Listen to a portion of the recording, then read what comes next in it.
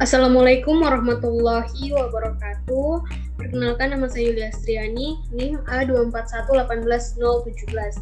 Pada kesempatan kali ini saya akan mempresentasikan tugas pada mata kuliah komunikasi ilmiah dalam pembuatan proposal. Dalam hal ini saya mengambil proposal penelitian. Adapun judul proposal penelitian yang saya buat yaitu pengaruh model inquiry terbimbing berbantuan PET Interactive Simulation terhadap pemahaman konsep peserta didik. Adapun bahasan yang akan dibahas pada video kali ini yang pertama yaitu pendahuluan, kemudian tinjauan pustaka, dan metode penelitian.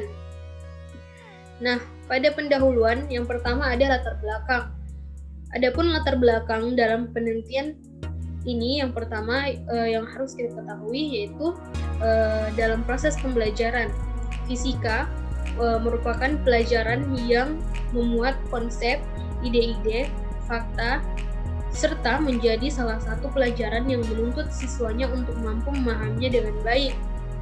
Namun, yang kita ketahui dalam hal ini, proses belajar mengajar saat ini masih banyak berpusat pada guru.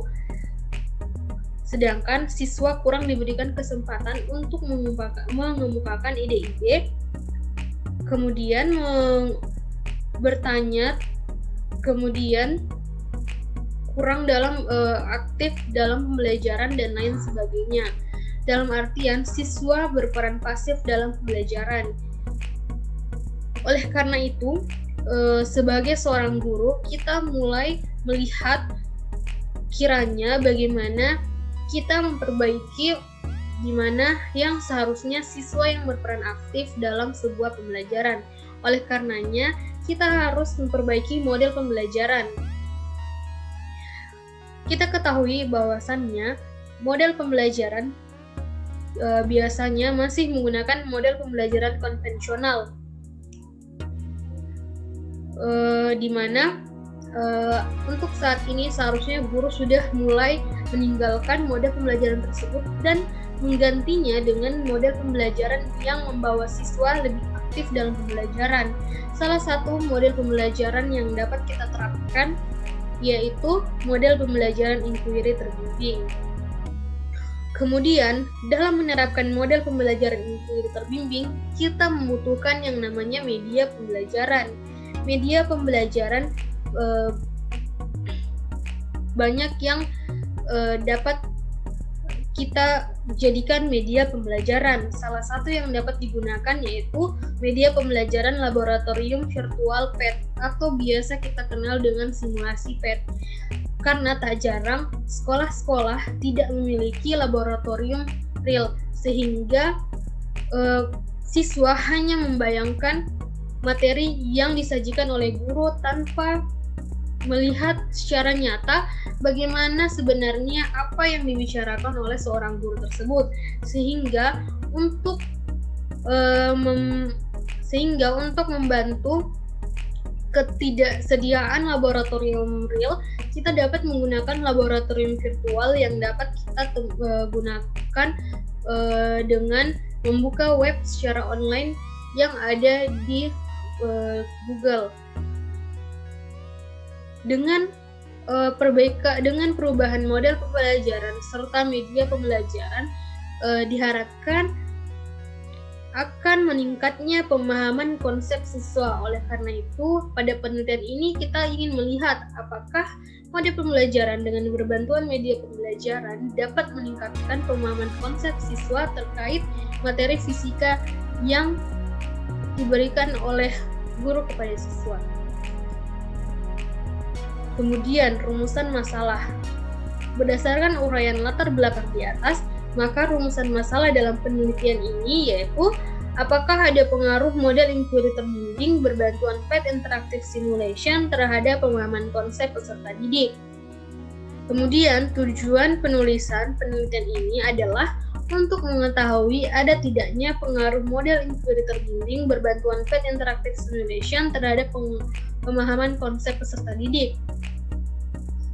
Kemudian, manfaat penelitian Yang pertama yaitu hasil penelitian ini diharapkan dapat dijadikan sebagai sebuah landasan dalam melakukan penelitian sejenis berikutnya, sehingga dapat mendukung penelitian-penelitian yang lebih mendalam.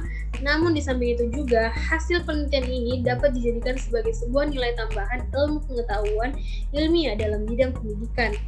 Kemudian, memberi informasi terkait model pembelajaran dengan berbantuan media simulasi komputer dapat mempengaruhi pemahaman konsep siswa. Nah, kemudian ada batasan istilah agar penelitian ini tidak melebar, sehingga ada batasan-batasan yang kita berikan. Yang pertama yaitu model inquiry terbimbing merupakan suatu model pembelajaran yang berpusat pada siswa atau student center. Dalam hal ini, menuntun siswanya untuk mengembangkan kemampuan berpikir dan menekankan pada sikap ilmiah. Kemudian PET Interactive Simulation merupakan program simulasi interaktif berbasis virtual yang dibuat oleh University of Colorado.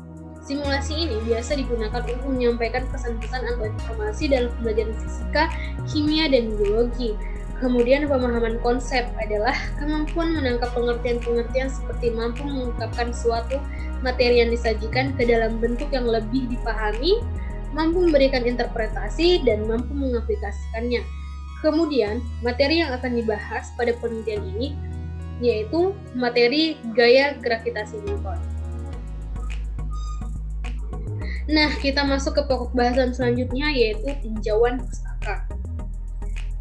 Yang pertama yaitu tentang model inquiry terbimbing. Model inquiry terbimbing merupakan suatu model pembelajaran yang menuntun siswanya untuk mengembangkan kemampuan berpikir dan menekankan pada sikap ilmiah. Lovisia 2018. Kemudian, model pembelajaran inquiry terbimbing adalah model pembelajaran yang berpusat pada siswa, sedangkan guru memberikan kesempatan seluas-luasnya kepada siswa untuk menemukan serta menyelidiki konsep-konsep yang dipelajari melalui kegiatan eksperimen.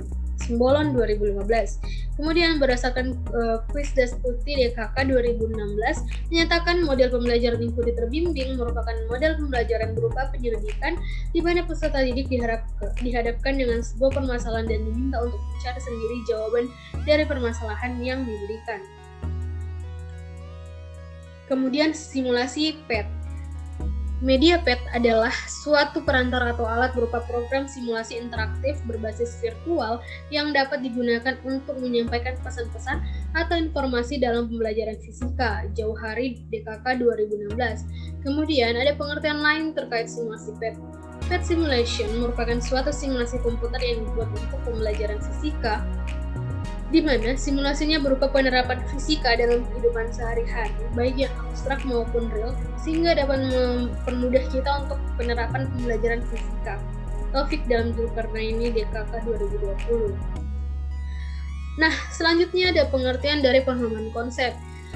Untuk itu, kita harus mengetahui dulu bagaimana pengertian pemahaman konsep, kemudian menuju ke pemahaman konsep.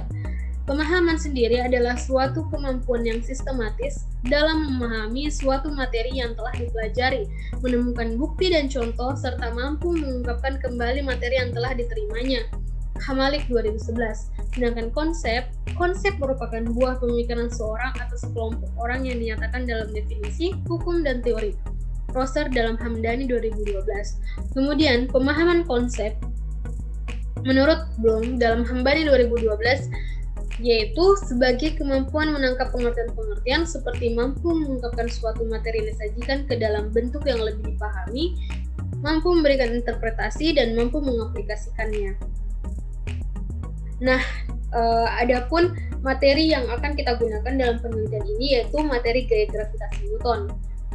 Materi ini diambil untuk kita samakan dengan simulasi yang ada di PET Interactive Simulation, karena ada beberapa materi yang ada di simulasi tersebut, namun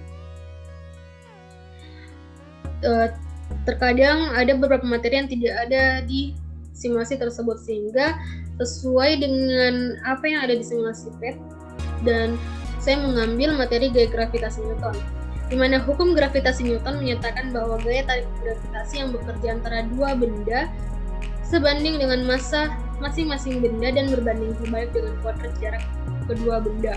Gravitasi bumi merupakan salah satu ciri bumi, yaitu benda-benda ditarik ke arah bumi, ke arah pusat bumi. Gaya tarik bumi terhadap benda-benda ini merupakan gaya gravitasi bumi. Nah, selanjutnya kita akan melihat penelitian yang relevan dengan penelitian yang akan saya ajukan ini. Yang pertama kita lihat dari nama penulis, tahun dan judul, kemudian tujuan, metode, dan hasil penelitian. Yang pertama, menurut RAIS DKK 2020, dengan judul Pemahaman Konsep Siswa Mulai Model Inquiry Terbimbing Berbantuan Simulasi PET, di mana tujuannya yaitu untuk mengetahui pemahaman konsep siswa mulai model pembelajaran inquiry terbimbing berbantuan simulasi PET, di mana metode yang digunakan penelitian kuasi eksperimen dan hasil penelitian.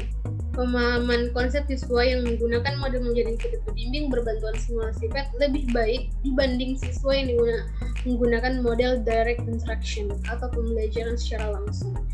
Kemudian, menurut Ardianisa DKK 2020, penerapan model inquiry terbimbing untuk meningkatkan pemahaman konsep siswa melalui simulasi PET pada materi elastisitas di SMA 2 Beren.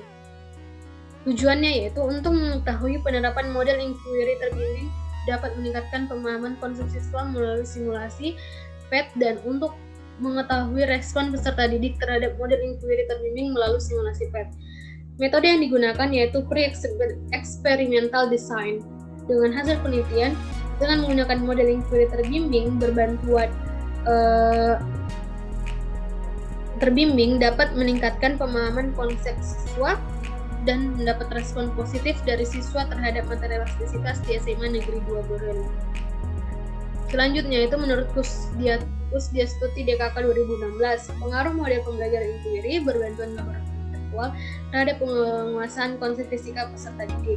Tujuannya itu untuk mengetahui pengaruh model pembelajaran inquiry berbantuan laboratorium virtual terhadap pemahaman konsep fisika peserta didik di MADI Putri Nurul Hakim Kediri tahun ajaran 2015-2016. Metode yang digunakan merupakan penelitian eksperimen.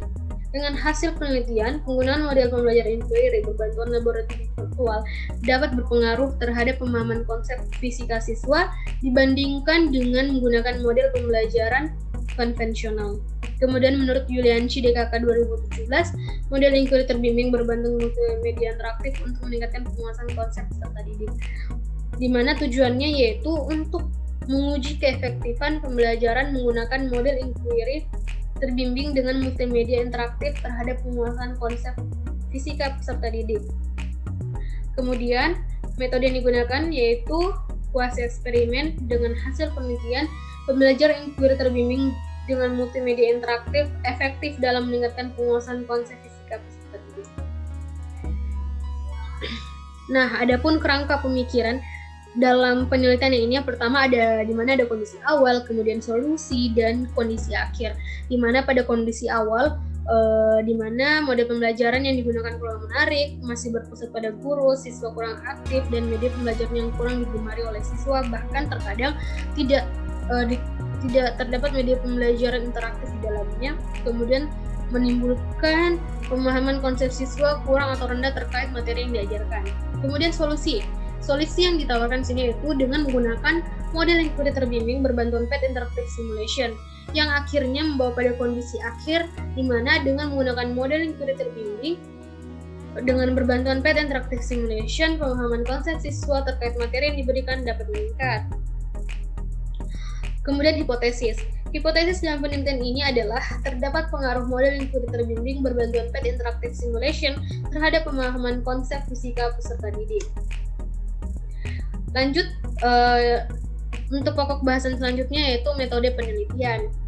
Yang pertama ada jenis penelitian. Di sini saya menggunakan jenis penelitian kuantitatif yang bersifat kuasi eksperimen. Penelitian kuasi eksperimen bertujuan untuk mengungkapkan hubungan sebab akibat dengan cara melibatkan kelompok kontrol di samping kelompok eksperimen. Namun pemilihan kedua kelompok tersebut tidak dengan teknik random, Sukardi 2003. Kemudian desain penelitian yang digunakan yaitu non-equivalent control group design dengan memilih kelas dengan keadaan atau kemampuan pemahaman awal yang hampir sama. Kemudian waktu dan tempat penelitian akan dilaksanakan pada semester ganjil tahun ajaran 2021-2022 di SMA Negeri Pasangkayu, Kabupaten Pasangkayu, Sulawesi Barat. Populasi dan sampel. Populasi yang digunakan dalam penelitian ini adalah seluruh siswa SMA Negeri 1 Pasangkayu, kemudian sampelnya yang digunakan dalam penelitian ini adalah siswa kelas 10 IPA 1 dan 10 IPA 2 SMA Negeri 1 Pasangkayu. Pada penelitian ini, pengambilan sampel dilakukan dengan menggunakan teknik positive sampling.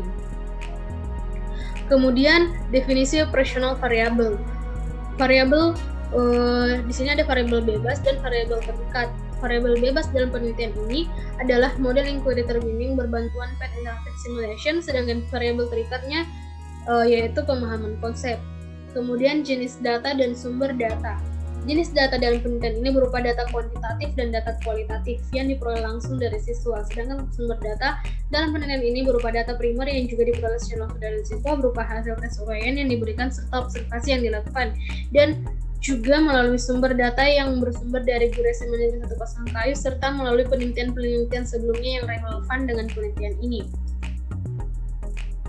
Nah, adapun tahap pengumpulan data yang saya lakukan di sini ada 3 tahapan. Yang pertama tahap persiapan, kemudian tahap pelaksanaan, dan tahap akhir. Untuk tahap persiapan, di mana saya mencari literatur yang berkaitan dengan judul dan teliti, kemudian menentukan lokasi penelitian, menentukan populasi dan sampel penelitian, kemudian menyusun instrumen penelitian. Kemudian pada tahap pelaksanaan, menentukan kelas yang akan dijadikan sampel penelitian, memberikan pretest, memberikan pelakuan berupa pemberian materi pembelajaran, melakukan observasi pembelajaran, memberikan post-test. Kemudian pada tahap akhir, dilakukan pengumpulan data, menganalisis data sampel, dan menarik kesimpulan pada laporan hasil penelitian. Kemudian pada instrumen penelitian, di sini ada 2 yang saya gunakan. Yang pertama tes dan lembar observasi. Pada tes tersebut digunakan untuk mengukur pemahaman konsep siswa terkait materi pembelajaran fisika pada kelas yang dijadikan sampel pada penelitian. Tes tersebut berupa tes uraian yang diberikan kepada siswa sebanyak 2 kali, yaitu di awal pertemuan pretest dan di akhir pertemuan post-test. Kemudian lembar observasi. Lembar observasi dibuat untuk mengetahui kemajuan siswa setelah diberikan perlakuan dan juga untuk mengetahui apakah semua pembelajaran telah terlaksana atau belum. Nah, di sini ada teknik analisis data. Yang pertama ada analisis instrumen dan analisis data hasil penelitian. Di sini analisis instrumen yang pertama yaitu dengan melakukan uji validitas instrumen. Uji validitas instrumen digunakan untuk menguji apakah suatu data setiap butir valid atau tidak. Maka dilakukan uji validitas yaitu dengan mengkoreksi antara skor butir dengan skor total. Kemudian ada uji reliabilitas. Reliabilitas menunjuk pada satu pengertian bahwa suatu instrumen cukup dapat dipercaya untuk digunakan sebagai alat pengumpul data sebagai instrumen tersebut sudah dikatakan baik. Arikunto 2013. Kemudian di sini ada indeks kesukaran atau IKA.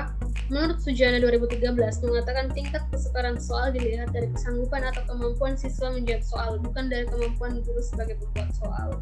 Kemudian ada daya pembeda. Daya pembeda adalah kemampuan butir soal untuk membedakan antara siswa yang berkemampuan tinggi dengan siswa yang berkemampuan rendah. Kemudian pada analisis data penelitian kita menggunakan uji N-GAN. Uji N-GAN itu untuk mengetahui pengaruh hasil tes pemahaman konsep yang diperoleh dengan menggunakan model pembelajaran kurikulum dihitung berdasarkan skor N-GAN. Kemudian uji hipotesis. Pengujian hipotesis dilakukan dengan menggunakan spesies parametrik uji T. Uji ini dimaksudkan untuk mengetahui adanya pengaruh pemahaman konsep pada tes awal dibandingkan tes akhir.